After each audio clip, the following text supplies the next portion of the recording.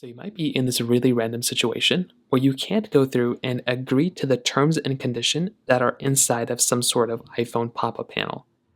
Now, sometimes this happens, actually most of the time this happens whenever I try to go through and update my phone, then it won't allow me to go through and just like agree to the terms and condition, which can be kind of annoying. So to go ahead and do this, it's actually fairly basic. The very first thing I'd recommend doing is to go through and just restart your iPhone. So hold down the buttons you normally would to restart your phone. So hold down these two buttons.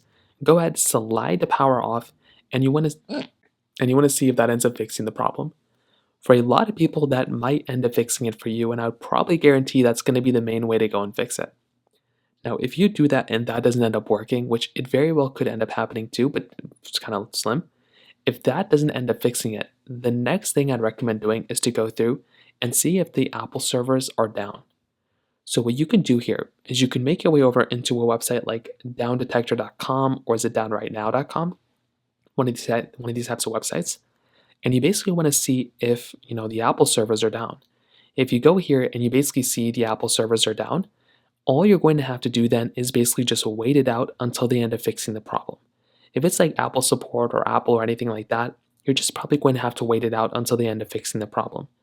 If that's still not working, you might just want to go through and try seeing if you can update once again. So go back into your iPhone settings, click on General, click on Software Update, try software updating your iPhone, and you want to see if that ends up fixing the problem too. So those are kind of the main ways to go and do it. If you have any other thoughts or questions, please let me know in the comment section below. Hit the like button, that would mean so much, but definitely hit that subscribe button. More importantly than everything else, I love every single one of you guys. Hopefully I'll catch you guys in the next video.